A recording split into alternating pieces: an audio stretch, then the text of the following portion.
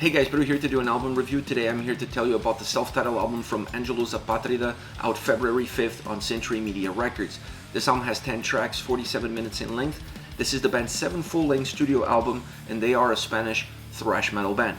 Now, as far as the structure is concerned, this album is tightly packed, very condensed, very cohesive. Having said that, it has great fluidity, very dynamic. It really has this intent, this purpose to take you where it needs to go. There are some nuances, but there's not a lot of variations. Those nuances really are coming across from the individual song structure and a little bit from the soundscape that the album has to offer. Just enough to change your perception of the album and not allow the record to be repetitive. This is an album that from a structural perspective really feels like an old school thrash metal record. And that's not where it ends. It moves into the soundscape because this is an album that sounds a little bit like an old school thrash metal album, but having said that, it has a lot of modern elements to it. So it has an interesting dichotomy. It feels a little bit old school, but it also sounds a little bit modern. It has a little bit of a foot in the past and a foot in the present. You're really going to get a little bit of both worlds coming together, colliding, combining efforts in order to give you a very robust sounding album. A lot of sound, a lot of heaviness, a lot of intent, a lot of aggression. It's an album that feels like it's in your face constantly. It doesn't matter if the intensity or aggression dips within the track or from song to song. It always feels like it's in your face. That is pretty much the predominant aspect that this album is going to have to offer from the first song all the way to the last track. Now, when inside of that soundscape, there are two elements that really control how the album feels and how the album moves, and that is the drums and the guitars. I was not a huge fan of the drums on this album because I didn't feel like they had consistency of approach from the first song to the last song. I like the heaviness that they have. I like the presence.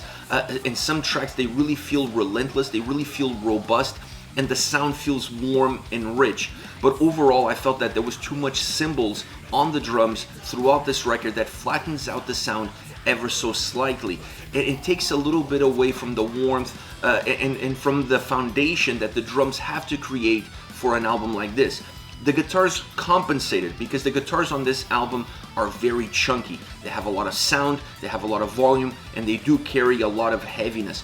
So the guitars matching up with the drums, it hides a little bit of the flatness that I felt that was coming from the drums, but in some songs it becomes really evident. You wanted a little bit more strength, you wanted the volume to come lower, to feel a little bit deeper, and like I said, the use of the cymbals, or the overuse of the cymbals, kind of flattened it out a little bit. But moving into the guitars, I love the guitar sound on this album. It really saves, like I already said, it saves the drums every so often. They come to their rescue, if you will, creating a little bit more of a presence, making the sound a little bit more robust.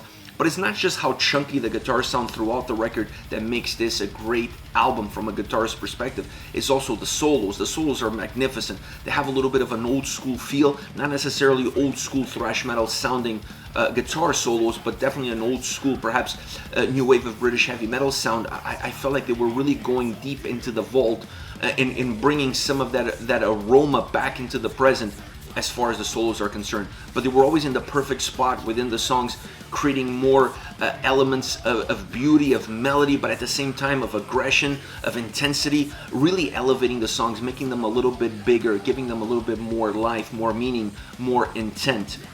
Once you get into the vocals, I felt that they were really the glue that held this album together. Perfect delivery, perfect tone, not necessarily a one-size-fits-all from the first track to the last track, really changing ever so slightly the tone, the delivery, bringing a little bit more aggression, bringing a little bit more heaviness, a little bit more raspiness to the delivery, a little bit more intent, like I said, really pushing the song, really pushing the lyrics, bringing them to life. So I felt that those changes as the album progresses were really important in order to give some fluidity to the tracks, in order to help the tracks change the perception, change the feel, change sometimes where they were going. So the vocals have a very important role within this record in order to hold it together, to keep it tight, to keep it concise, but at the same time give it the dynamic changes that it needs in order for the album to have better ebbs and flows, or at least to have better well-defined ebbs and flows, because in some songs Sometimes it feels very linear from the musical approach, and the vocals is really the thing that is changing the eyesight of the listener,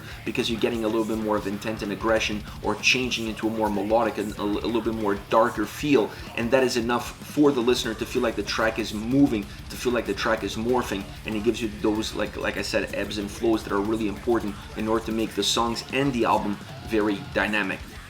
Overall, I really love this record. I love the old school stuff. I love the modern production approach to the sound. I love how they combine those two elements in order to create a very focused, a very tight record, really tight album from top to bottom. And the issues that I have with the drums are not enough to really ruin everything that this album has to offer.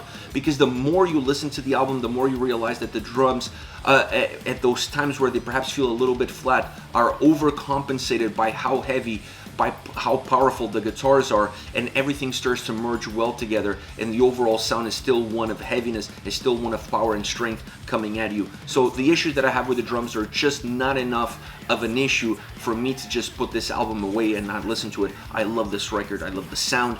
I love the aggression. I love how it comes at you. It just has a lot of youth in it. It feels robust. It just feels very impetuous, and I love that approach to their sound, to their record, and to the way they constructed this album. Now, as far as songs are concerned, I want to start off with Rise or Fall. Great track, moving with heaviness and intent, always knowing exactly where it's going, knowing the direction that the song needs to take. The volume of the guitars and drums together is the power of this track. It really is the fluid that keeps that motor revving, that keeps that motor going. It makes the song feel absolutely relentless from the beginning to the end. Even if there's some parts within the track where it dips on that intensity a little bit, the overall sound, the overall feel that you get when you walk away from the song is just one of being absolutely relentless all the time. And I love that. I love that dynamic that the track has, always in your face, never backing down, always there, not letting you go, keeping you interested, keeping you connected, keeping you attached to it all the way through. I also love the guitar solo on this track. Really important element. It gives energy to the song. It expands the sound. Perfect execution, perfect spot. It liberates the track. It expands the track, and then allows everything that comes after to feel as heavy as it was before. It doesn't break the song at all. It just extends what the track has in store for the listener. Next, Childhood's End, another relentless track. I mean, this is really the norm with this album. You always feel like you don't get a chance to catch a breath, because it's just an album that has that feeling, that sound coming at you track and track again. This one is no different. The element on this track that I really love, and the reason why I picked this song as one of my favorites, is the bass, because it comes through. You could hear the bass almost throughout the whole song. There's moments in the track where the bass is really in the forefront that's impossible for you not to notice, but when you listen to this track, if you pay attention to the bass is there, and it plays a huge role in creating that foundation of sound, that heaviness, that grooviness, that then you can put the drums and guitars and vocals on top to make this a very robust sounding song.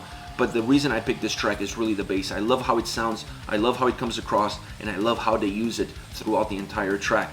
Last but not least, Empire of Shame, another great song, pushing the direction with a lot of heaviness, and always moving you in one single direction. Not really losing track of where the song is going, not taking you down too many different paths, or not allowing you to choose where you want to go. No, it's taking you where you need to be, and it's going there with heaviness and speed and intent. It has a loud sound to it. It's a song that sounds really big. The guitars really carry the load as far as that element of the song is concerned. And then when it gets to the solo stretch, that section of the solo is just outstanding. I felt a little bit of an Iron Maiden-esque vibe coming from it. It's just beautiful. It's melodic. It's heavy. It has aggression in it. But at the same time, it has so much light, it has so much warmth. It really packs the song well. It really represents what the whole track has to offer, and it magnetizes it. It just makes that specific portion of the track feel that it brings you in, and it holds you there. It glues you in. It just doesn't let you go. It's just outstanding. It really, one of the best solo sections of the whole album is in this song, Empire of Shame. The lyrics of this track are also very interesting. There was also another element that really glued me to this song, was the lyrical content. It has a very deep meaning, it has a very deep message, one that you should really look into it when you're listening to this song. And the lyrics really impact how the solo comes across, because the message of the lyrics has a little bit of an emotional trail that leads you into how the solo comes together and how it's presented to you, the listener. This is it. This is Angelus Apatrida with their self-titled album, out February 5th on Century Media. Let me know your thoughts on the band, on the singles. Use the comment section below. I'll be reading those and getting back to you. Take care, guys.